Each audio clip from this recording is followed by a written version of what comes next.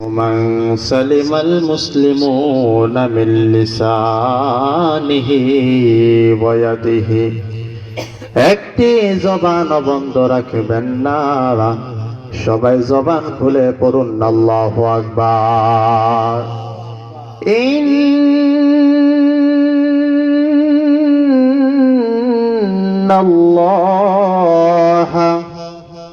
ওয়া মালাইকাতাহু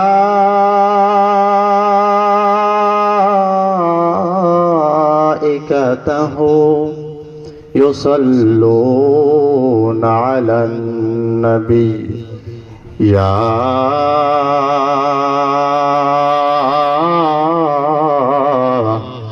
أيها الذين آمنوا صلوا عليه وسلموا تسليما اللهم সবাই জবান খুলে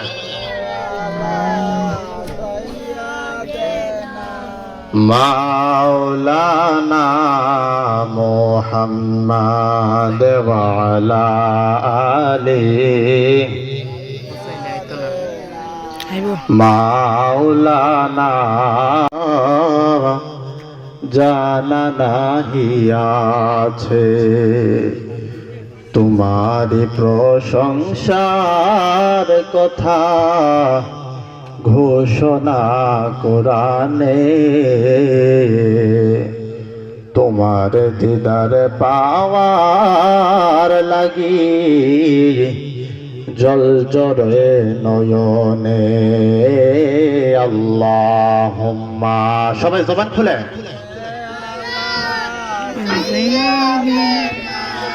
মাওলানা মুহাম্মদ ওয়া আলা আলি সাইয়্যিদিনা।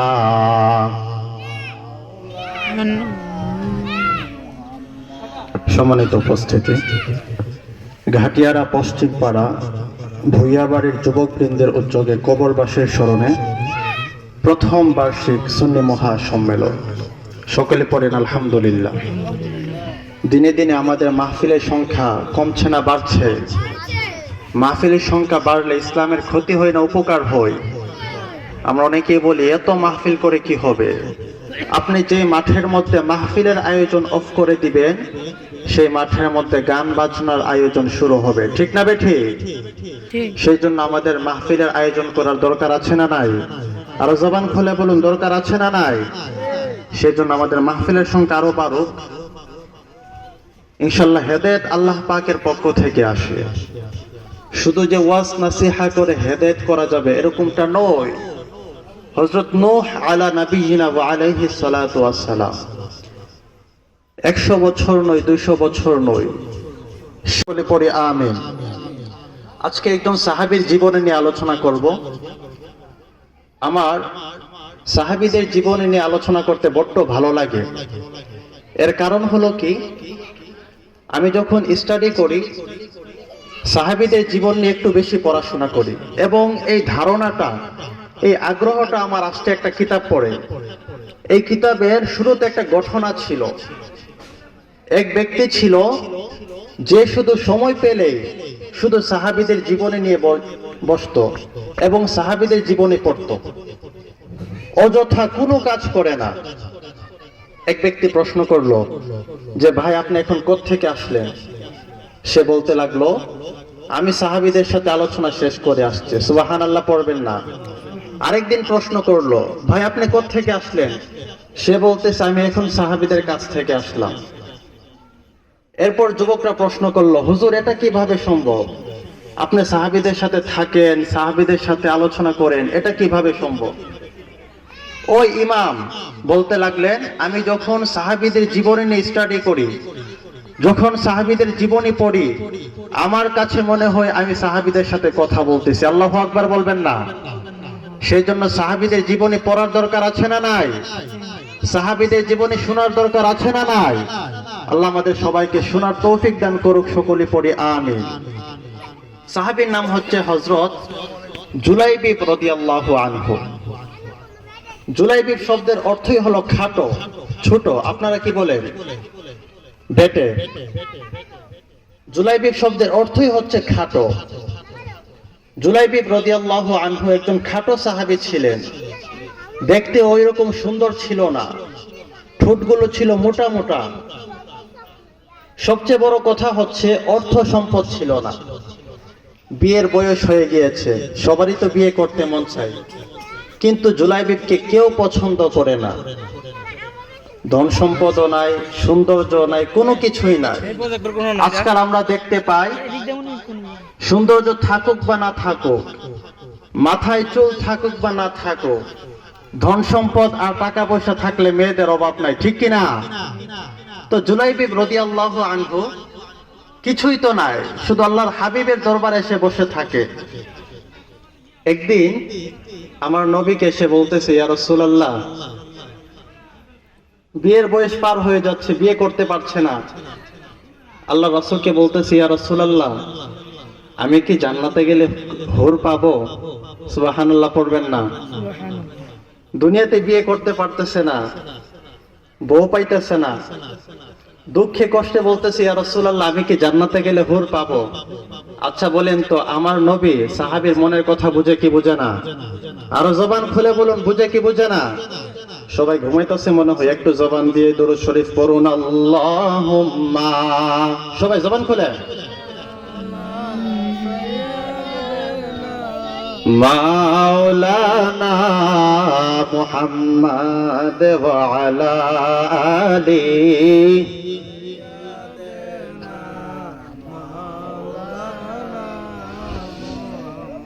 আমার ঘাটিয়ারাবাসী সবাই অন্তরের কান লাগিয়ে কথাগুলো শুনে যাবেন। আমার নবী, আপনার নবী তো জুলাইবিবের মনের কথা জানে। জুলাইবিব যখন আমার নবীকে এই কথা বলল, হুজুর, আমি কি জান্নাতে গেলে জান্নাতের হুর পাবো কিনা? আমার নবী বলে, জুলাইবিব, তুমি কি বিয়ে করতে চাও? জুলাইবিব কোনো কথা বলে না। আবার আমার নবী বলে, জুলাইবিব, তুমি কি বিয়ে করতে চাও? একবার নয়, দুইবার নয়, তিনবার আমার নবী জুলাইবিবকে জিজ্ঞাসা করলো। জুলাইবিব কোনো কথা বলে না, কারণ হুজুর, আমি কিভাবে বিয়ে করব গো? আমি দেখতে ওরকম সুন্দর নাই, আমার দেহে কোনো সৌন্দর্য নাই গো, নাই নাই নাই, আমার টাকা পয়সাও নাই, থাকার জন্য একটা ঘরও নাই। কে আমার কাছে মেয়ে বিয়ে দিবে? কোন মেয়ে আমাকে পছন্দ করবে? সেই জন্য জুলাইবিব কোনো জবাব দেয় না, কোনো জবাব দেয় না। কিন্তু আমার নবী জুলাইবিবের মনের খবর জানে কি জানে না? আমার নবী হাতের মধ্যে একটা কাগজ নিল, নেওয়ার পরে কাগজের মধ্যে চিঠি লিখতে লাগলো। লেখার পরে বলে, জুলাইবিব, মদিনার মধ্যে একজন সাহাবী আছে, যে সাহাবীর নাম হচ্ছে আবু আইয়ুব আনসারী। ওই সাহাবীর একটা সুন্দরী মেয়ে আছে, সেই মেয়ের জন্য আমি তোমার বিবাহের প্রস্তাব পাঠাবো। তুমি এই কাগজটা নিয়ে হযরত আবু আইয়ুব আনসারীর কাছে দিয়ে দিবে। জবান খুলে পড়ুন, আল্লাহু আকবার। আবু আইয়ুব আনসারীর মেয়ে, যার লকব হচ্ছে হুরে মদিনা। হুরে মদিনা মানে হলো মদিনার সুন্দরী মহিলা। আবু আইয়ুব আনসারীর একটা মেয়ে ছিল, এত সুন্দর, মদিনার মধ্যে এত সুন্দরী মেয়ে ছিল না। জুলাইবিব যখন এই চিঠিটা দেখলো, দেখার পরে অবাক হয়ে গেল। হাই হাই, আল্লাহর নবী এটা কি করলেন? আমি একজন খাটো মানুষ, কুচকুচে কালা মানুষ, ধন সম্পদ নাই, যার বাড়িতে আমাকে পাঠাচ্ছে, আমি তো তার বাড়ির কাজের লোক হওয়ারও যোগ্য না। এরপরে বুকের মধ্যে সাহস নিল, কারণ এই চিঠি দুনিয়ার কোন সাধারণ ব্যক্তি দেয় নাই। যে ব্যক্তি এই চিঠিটা দিয়েছে তিনি হচ্ছেন রহমাতাল লিল আলামিন। জবান খুলে বলুন না ঠিক না বেঠিক? জুলাইবিব রাদিয়াল্লাহু তাআলা আনহু এই চিঠি নিয়ে দৌড়াতে লাগলেন।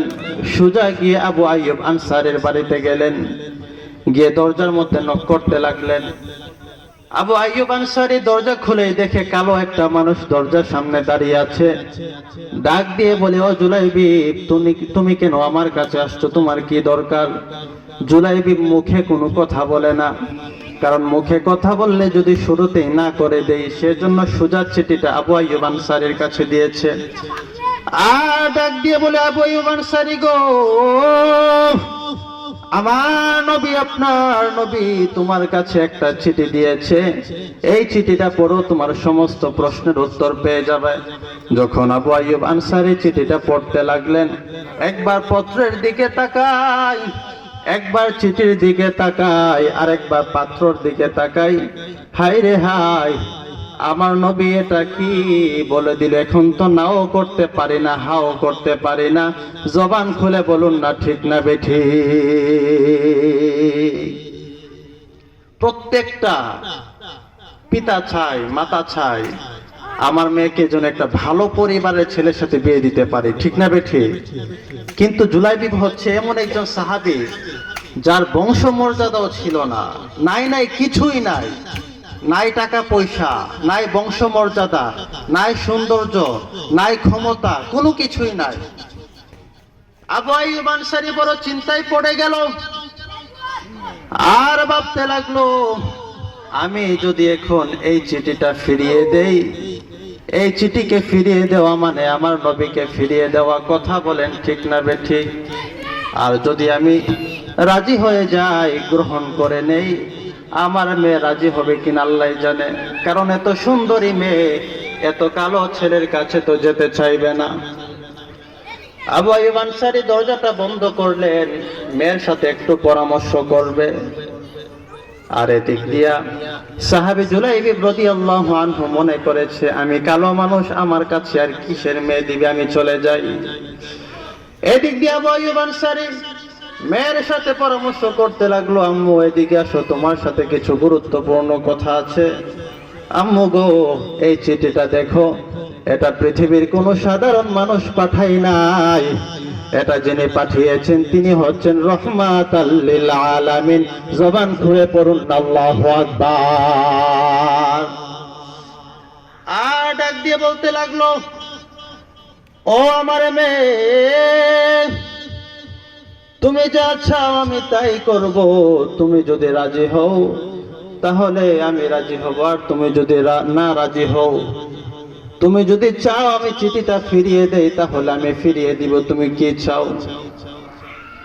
আবার মেয়েটা ডাক দিয়ে বলে, আব্বু গো, আপনি কিভাবে এই কথা বলতে পারলেন? আমাদের ঘরে যিনি চিঠি পাঠিয়েছেন, পত্র পাঠিয়েছেন, তিনি দুনিয়ার কোনো সাধারণ ব্যক্তি না, রহমাতাল লিল আলামিন।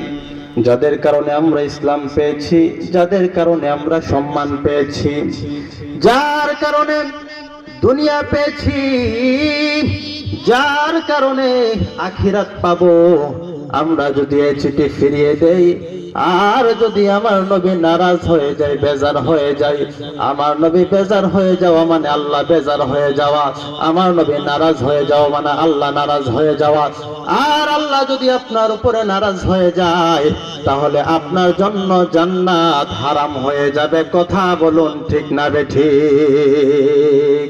আল্লাহর নবী গো, নবী গো, নূরের নবী গো, কোন সাধনে,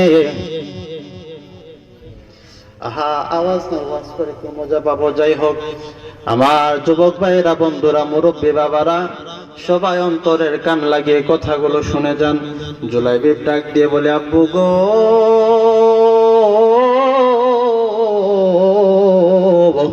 আপনি এই চিঠিটা কিভাবে ফিরিয়ে দিবেন? আপনি যদি চিঠিটা ফিরিয়ে দেন আর আমার নবী যদি কষ্ট পায় তাহলে আমাদের আমলগুলো বরবাদ হয়ে যাবে, আমাদের জন্য জান্নাত হারাম হয়ে যাবে, জাহান্নাম ওয়াজিব হয়ে যাবে। না না না, এই চিঠি ফিরিয়ে দেওয়া যাবে না গো। জুলাইবিব মনে হয় চলে যাচ্ছে, আপনি দরজা বন্ধ করে দিয়েছিলেন, দরজাটা খুলেন। জুলাইবিবকে ডাক দিন, আমার জুলাইবিবকে ডাক দিন, আমি জুলাইবিবকে বিয়ে করতে রাজি আছি। শুধু বিয়ে করতেই রাজি না, আমার নবী যেহেতু আমার জন্য জুলাইবিবকে পছন্দ করেছে, আমিও জুলাইবিবকে পছন্দ করে নিয়েছি। জুলাইবিবের জন্য আমার জান মাল কুরবান করে দিতে রাজি আছি। আল্লাহু আকবার। আবু আইয়ুব আনসারী দরজা খুললেন, ডাক দিয়ে বলে, ও জুলাইবিব তুমি চলে যাচ্ছ কেন, এদিকে আসো। জুলাইবিবের মুখে একটু মুস্কি মুস্কি হাসি দেখা যায়। আরে কেউ যেতে পারে না রে নূর নবীজির খেলা। জুলাইবিব মুস্কি মুস্কি হাসে, আরে হয়তো মনে হয় রাজি হয়েছে। জুলাইবিব কাছে আসলো, আসার পর আবু আইয়ুব আনসারী বলতে লাগলো, ও জুলাইবিব নাও তোমার পত্র নাও, গিয়ে আমার নবীকে বলবা আমিও রাজি, আমার মেয়েও রাজি। আল্লাহু আকবার। এখন জুলাইবিবের মনে খুশি কেমন, আর জমিন আছে আকাশে আছে না। জুলাইবিব অনেক বড় ফুর্তিতে, অনেক বড় খুশি। আহারে মদিনার এত বড় সুন্দরী মেয়ে, কত রাজা বাদশার ছেলেরা বিবাহের প্রস্তাব নিয়ে আসলো, কিন্তু রাজি হই নাই। আমার মতো একজন গরিব, আমার মতো একজন অসুন্দর বিশ্রী কালো খাটো মানুষের সাথে এত সুন্দরী মেয়ের বিয়ে হবে। আহারে আমার নবী কি না পারে। কিন্তু আবার মনে মনে টেনশন, চিন্তাও কাজ করতেছে। বিয়ে তো বিয়ের জন্য রাজি হয়েছে, ঠিক আছে, বিয়ের জন্য খরচ পাতি আছে না নাই? এখন বিয়ের খরচ কোত্থেকে আনবো? আমার কাছে তো কোনো টাকাও নাই, পয়সাও নাই।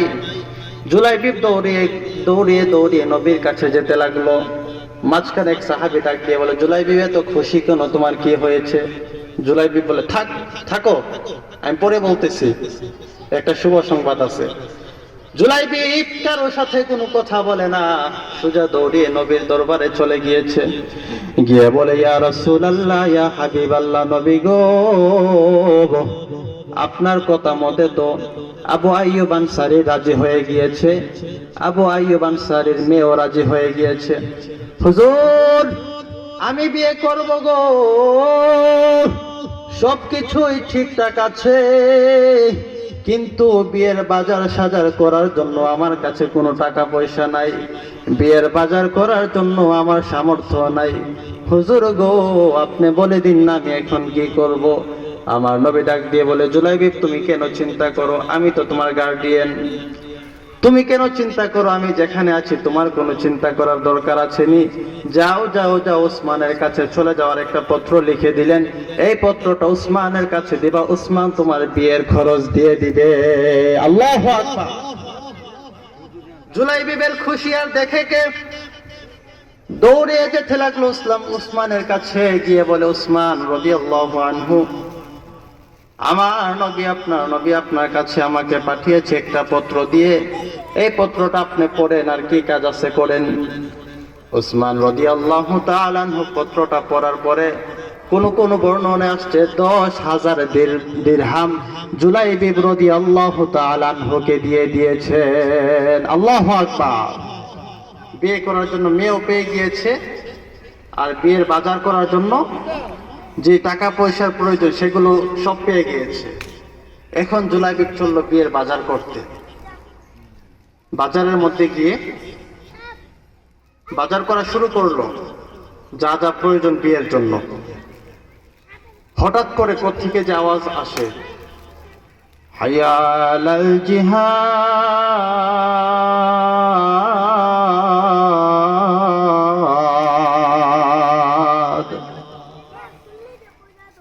জুলাইবিব রাদিয়াল্লাহু আনহু বিয়ের বাজার করতে লাগলো। হঠাৎ করে মসজিদের মাইকে আজান আসে।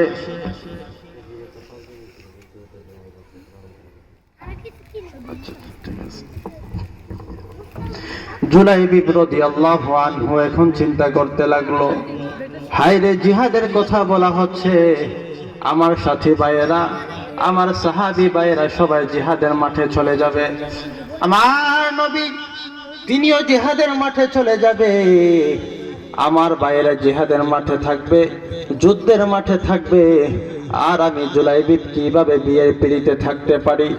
না আমি বিয়ে করতে পারবো না গো, আমার নবী কাফেরদের বিরুদ্ধে যুদ্ধ করবে, আমার সাথী ভাইয়েরা যুদ্ধের মাঠে থাকবে, আর আমি বিয়ের পিড়িতে থাকবো, এটা হতে পারে না। আমিও যুদ্ধের মাঠে চলে যাব। জবান খুলে পড়ুন আল্লাহু আকবার।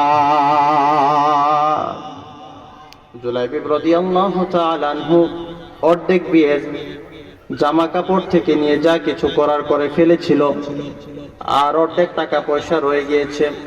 জুলাইবিব রাদিয়াল্লাহু তাআলা আনহু চিন্তা করতে লাগলেন, আমি এখন যদি নবীর দরবারে যাই, গিয়ে যদি বলি হুজুর জিহাদের জন্য সমস্ত সাহাবীরা রওনা হয়ে গিয়েছে, আমিও যাব, আমার নবী আমাকে দিবে না, কারণ তিনি হচ্ছেন রাহমাতাল লিল আলামিন গো, কোন স্বার্থপর নবী না, তিনি আমাকে কখনো বলবে না জুলাইবিব তোমার বিয়ে রেখে তুমি যুদ্ধে যাও। এখন যদি আমি নবীর কাছে যাই, নবী আমাকে যেতে দিবে না, নবী আমাকে বলবে জুলাইবিব তুমি বিয়ে করতে যাও, আমরা যুদ্ধের মাঠে যাব। কিন্তু না না, আমার নবী যুদ্ধের মাঠে যাবে আর আমি বিয়ের পিড়িতে থাকবো, এটা কিভাবে হতে পারে? জুলাইবিব রাদিয়াল্লাহু তাআলা আনহু বিয়ের বাজারে টাকা দিয়ে এবার একটা ঘোড়া কিনলো, তারপর একটা তলোয়ার কিনলো, তারপর একটা ঢাল কিনলো। এইভাবে করে করে যুবকদের সাথে সাহাবীদের সাথে যুদ্ধের মাঠে রওনা হবে। আবারও চিন্তা করতে লাগলো, আমি যদি যুদ্ধের মাঠে রওনা হই আর আমার নবী যদি আমাকে দেখে ফেলে, তাহলে আমাকে যুদ্ধের মাঠ থেকে বাড়িতে পাঠিয়ে দিবে, যুদ্ধের মাঠ থেকে বিয়ে করার জন্য পাঠিয়ে দিবে। এখন কি করা যায়, কি করা যায়? হঠাৎ করে মাথার মধ্যে একটা চিন্তা আসছে, আমি একটা কালো কাপড় পরে আমার মুখটাকে ডেকে ফেলি, যেন আমার নবী না চিনতে পারে, সাহাবীরা না চিনতে পারে। আমি শহীদ হয়ে গেলে হয়ে যাব, তারপরেও আমার নবীকে যুদ্ধের মাঠে রেখে, আমার সাথী ভাইদেরকে সাহাবী ভাইদেরকে যুদ্ধের মাঠে রেখে আমি কখনো বিয়ের পিড়িতে বসতে পারি না। আল্লাহু আকবার। যেই কথা সেই কাজ। জুলাইবিব রাদিয়াল্লাহু তাআলা আনহু একটা কালো কাপড় কিনলো, কেনার পর মুখের মধ্যে বেঁধে ফেললো, সাহাবীদের সাথে একসাথে যুদ্ধের মাঠে রওনা হয়ে গেল। যুদ্ধ শুরু হয়ে গেল, মুসলিমরা কাফেরদেরকে আক্রমণ করছে, কাফেররা মুসলিমদেরকে আক্রমণ করছে। ও আমার ঘাটিয়ার ভাইরা বন্ধুরা, আপনাদেরকে একটা কথা বলে রাখি, পৃথিবীতে আল্লাহর নবীর যুগে সাহাবীদের যুগে যত যুদ্ধ হয়েছে, কোন যুদ্ধে সাহাবীরা নিজ থেকে আক্রমণ করে নাই। সুবহানাল্লাহ। যখন কাফেররা মুশরিকরা মুসলিমদের উপর আক্রমণ করছে ডিফেন্স হিসাবে, নিজেদেরকে রক্ষা করার জন্য মুসলিমরাও হাতে লাঠি উঠিয়ে নিয়েছে। যখন আমাদের পিঠ দেওয়ালে ঠেকে যাবে, তখন আমাদের প্রতিবাদ করতে হবে, কি হবে না? আমার নবী আপনার নবী মক্কার নামাজ আদায় করত, যখন রুকুতে চলে যেত, সিজদার মধ্যে চলে যেত, কাফের মুশরিকরা উটের নারী বুড়িগুলো আমার নবীর সিজদা মুবারকে গেলে আমার নবীর পিঠ মুবারকের উপরে রেখে দিত। মা ফাতেমা রাদিয়াল্লাহু আনহু বলেন, আমার আব্বু যখন কাবার সামনে দাঁড়িয়ে দাঁড়িয়ে নামাজ পড়তো, যখন সিজদার মধ্যে চলে যেত, আমি দেখেছি কাফেররা আমাদের কাছের লোকেরা আমার নবীর উপরে উটের নারী ভুঁড়িগুলো চাপিয়ে দিত। আমার নবীর এত কষ্ট হতো গো, উটের নারী ভুঁড়ির ভারী থাকার কারণে সিজদা থেকে উঠতে পারতো না, সিজদা থেকে উঠতে পারতো না। শুধু তাই নয়, তারা অনেকে মিলে পরিকল্পনা করেছে আমার নবীকে আর বাঁচতে দিবে না, হত্যা করে ফেলবে। যখন অন্যায় পাপাচার জুলুম বেড়ে গেল, তখন আবার নবী প্রতিবাদের ভাষা বেছে নিয়েছে। কথা বলেন ঠিক না বেঠিক? আমার যুবক ভাইয়েরা, মুরব্বী বাবার অন্তরের কান লাগিয়ে কথাগুলো শুনে যাবেন। জুলাইবিব রাদিয়াল্লাহু আনহু যুদ্ধের মাঠে চলে গেলেন। আমার নবী যুদ্ধের মাঠে থাকবে, সাহাবীরা যুদ্ধের মাঠে থাকবে, আর জুলাইবিব কিভাবে বিয়ের পিড়িতে থাকবে। দেখেন নবীর জন্য, ইসলামের জন্য সাহাবীদের মোহাব্বত কেমন। বিয়ের পিড়িতে বসে নাই, বিয়ের পিড়িতে বসে নাই, যুদ্ধের মাঠে চলে গিয়েছে, জিহাদের মাঠে চলে গিয়েছে। আর আমাদের ইমানের পাওয়ার দেখেন, বাড়ির পাশে মাহফিল হয় কিন্তু আমাদের ইমানের পাওয়ার আমাদেরকে ঘর থেকে বের করে মাহফিলে আনতে পারে না, ঠিক কিনা। বাড়ির পাশে মসজিদ, বাড়ির পাশে মসজিদে আজান হয় কিন্তু আমাদের ইমানের পাওয়ার বাড়ি থেকে বের করে, কাছ থেকে আলাদা করে মসজিদ আনতে পারে না। এই ইমান নিয়ে কি আল্লাহকে পাওয়া যাবে? আল্লাহকে পাওয়া যাবে? সাহাবী রাদিয়াল্লাহু আনহু যুদ্ধের মাঠে চলে গেলেন। যুদ্ধের মাঠে গিয়ে যুদ্ধ করতে করতে করতে করতে একদম সামনে চলে গেলেন, কাফেরদের তাঁবুর ভিতরে ঢুকে গেলেন। একসাথে যখন সবার উপর আঘাত করতে লাগলেন, মুক্ত ডাকা কাফেররাও চিনতে পারে নাই এই লোকটা কোন দলের, আমাদের নাকি মুসলিমদের চিনতে পারে নাই। এই সুযোগে জুলাইবিব রাদিয়াল্লাহু আনহু অনেক কাফের মুশরিকদেরকে হত্যা করে ফেলেছে।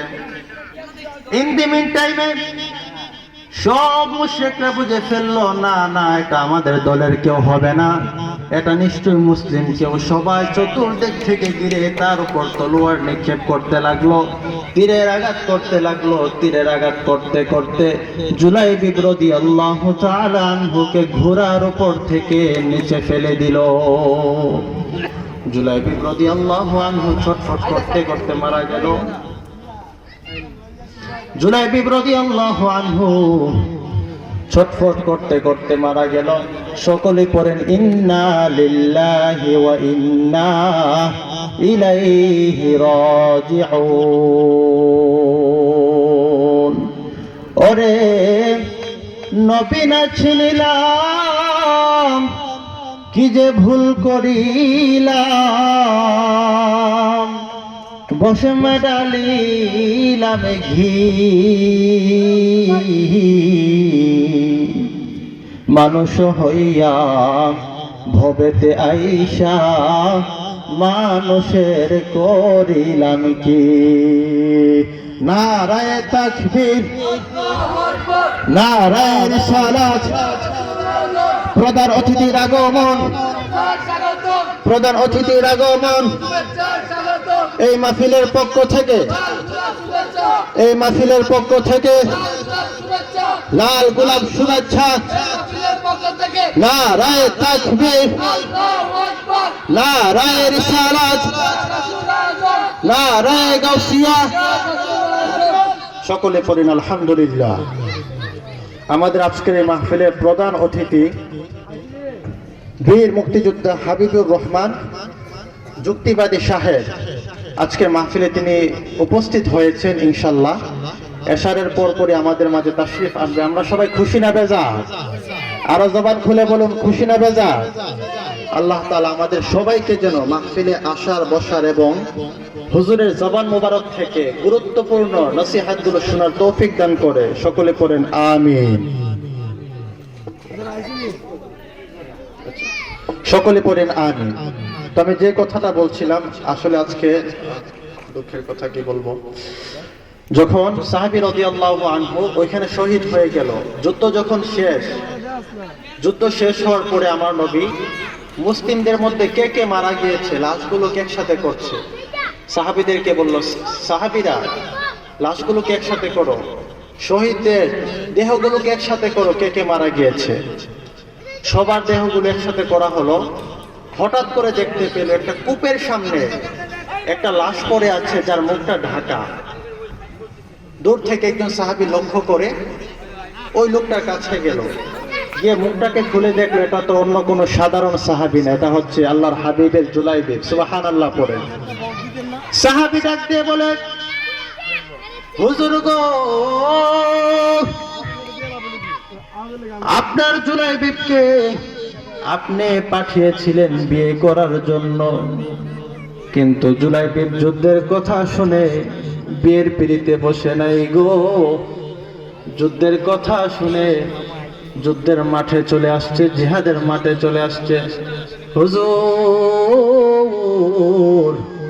আপনার জুলাইবি শহীদ হয়ে গেছে।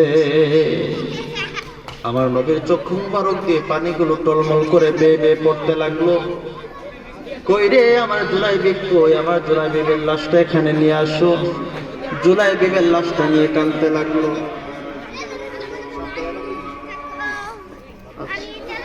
আচ্ছা, তো যাই হোক, তো আমরা তো বুঝতে পারলাম সাহাবীর ইসলামের জন্য নিজেকে কিভাবে বিসর্জন করে দিয়েছে। তো আমরা যেন সেইভাবে ইসলামের জন্য কাজ করতে পারি, নিজের জীবনকে উজাড় করে দিতে পারি। আল্লাহ তাআলা আমাদেরকে সেই তৌফিক দান করুক। সকলে পড়ি আমিন। আসসালামু আলাইকুম ওয়া রাহমাতুল্লাহি ওয়া বারাকাতুহু।